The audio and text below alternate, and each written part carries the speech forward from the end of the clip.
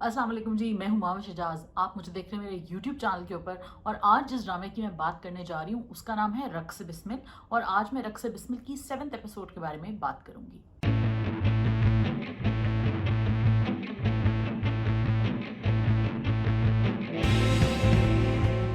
जी, तो रक्स बिस्मिल लिखा है हाशिम नदीम ने और उसको डायरेक्ट किया है वजाहत रऊफ ने। इनिशियल कपल ऑफ एपिसोड्स जो थी मुझे इतनी इंप्रेसिव नहीं लगी थी, लेकिन it has really picked up. Basically ये दो दुनियाओं के बीच का एक तसादुम है।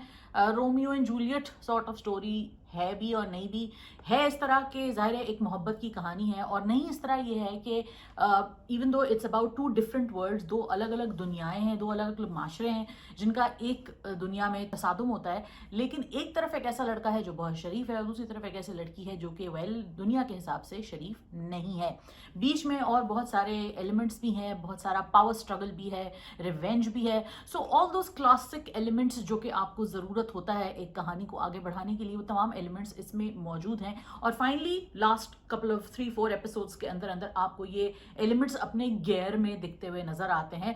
Beautiful performances by everybody. मतलब ये तो मैं हर दफ़ा कहती हूँ और हर दफ़ा मेरा ख्याल से सही कहती हूँ, क्योंकि इमरान अशरफ, सारा खान, सलीम मिराज, गुल राना, फुरकान कुरैशी, ये सारे, महमूद असलम, अनुषा बासी, ये सारे, मैं कोई नाम मिस भी कर रही हूँ शायद, लेकिन ये सारे तमाम कैरेक्टर्स और तमाम रोल्स जो हैं वो बहुत खूबी से लिखे गए हैं, अदा किए गए हैं, एग्जीक्यूट किए गए हैं। बात कर लेते हैं इस एपिसोड के बारे में, रीसेंट एपिसोड के बारे में, और इसमें क्या चीज़ें ऐसी हैं जिसके ऊपर हमें थोड़ी सी बात करनी है और थोड़ा सा रिकैप करना है। रिकैप बड़ा सिंपल सा है जी। मूसा की जो है ये बिल्कुल एक टेक डाउन एपिसोड है।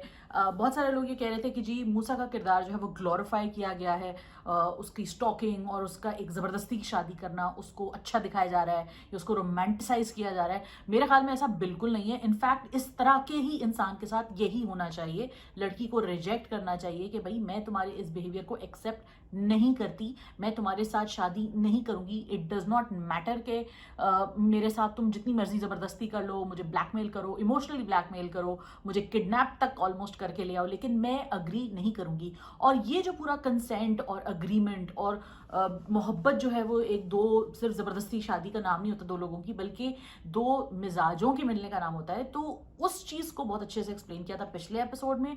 और इस एपिसोड में एक कफारा तो नहीं मैं कह सकती, कफारा स्टिल नॉट इनफ, क्योंकि मुझे लगता है कि मूसा के साथ अभी आगे भी बहुत पैड़ी होनी है, लेकिन कफारा इस तरह तो नहीं है। लेकिन ये ज़रूर है कि ये टेक डाउन शुरू हुआ है एक ऐसे इंसान का जो कि बिल्कुल एक प्रिविलेज से आ रहा था। आपने अगर फर्स्ट एपिसोड आपको याद हो तो अपने फर्स्ट एपिसोड में आपने देखा था कि कैसे वो अपनी बहन का, कज़न का ज़बरदस्ती जो है वो शादी रुकवा देता है, वो जिससे शादी करना चाहती है वो रुकवाता है, और फिर वो कैसे अपने भाई से उसकी ज़बरदस्ती उसकी शादी हो जाती है, मूसा के भाई ईसा से, which is played by Momin Saqib, and that girl is played by Anoushey Abbasi. अब मसला यहाँ ये हो रहा है कि बहुत सारे लोगों को ये पॉइंट शायद समझ में नहीं आ रहा है, या शायद उनको वो एक्सेप्ट नहीं कर पा रहे। वो ये देख रहे हैं कि मूसा जो है वो कोई हीरो है। मूसा एक हीरो तो बिल्कुल नहीं है, वो एक एंटी हीरो है, नंबर 1।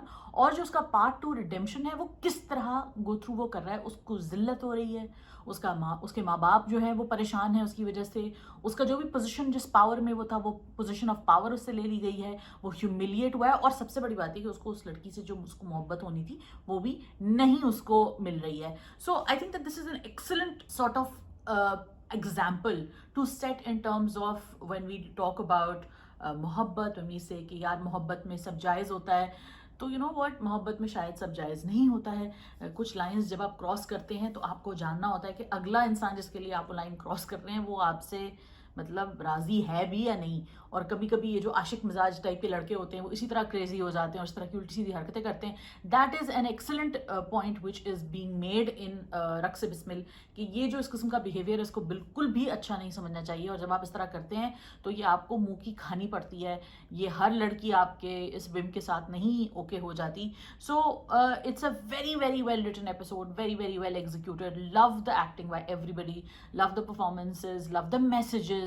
बीच में एक किरदार जो है वो मलिक साहब का भी एक किरदार है which is played bye Furqan Qureshi. ये एक बिजनेसमैन, एंटरप्रेन्योर टाइप के इंसान है जो कि बाहर शहर से आई थिंक आए हुए हैं। और फिर वहाँ पे जब वो देखते हैं जोहरा को तो उनको मोहब्बत हो जाती है। और उनके फ्रेंड है वो हमें एक्सपोजिशन में बताते हैं कि जी ये इनकी जो एक बेगम भी है, एक पूरी फैमिली है। तो इस तरह के फैमिली मैन जो होते हैं जो कि माशरे में बड़े इज्जतदार होते हैं, तो उनको किस तरह दिखाया जा रहा है वो भी एक बड़ा इंटरेस्टिंग मैसेज है कि देखें जी इस तरह के जो लोग होते हैं जो कि दूर से बड़े शरीफ लगते हैं, पावरफुल लगते हैं, प्रिविलेज लगते हैं, वो किस तरह अपने पावर और प्रिविलेज का इस्तेमाल कर रहे हैं, पैसे का इस्तेमाल कर रहे हैं और दूसरों की लाइफ्स को एक मजाक समझते हैं और अपने घर वालों को जो वैल्यू नहीं करते उनको कोई बहुत पॉजिटिव लाइफ में नहीं दिखाया हुआ। So full points to this episode is well. बताते रहिएगा आप लोग भी मुझे कि आपको कैसी लगी। I love your comments. कोई गलती हो जाती है तो उसके लिए मैं माजत खा हूँ, लेकिन कोशिश करती हूँ कि मैं गलती को सुधार सकूँ। इसके अलावा आप और क्या ड्रामे देख रहे हैं मुझे जरूर बताइए कॉमेंट्स में। तब तक के लिए अपना ख्याल रखिए। मिलते हैं next week with another episode review of रग से बिस्मिल।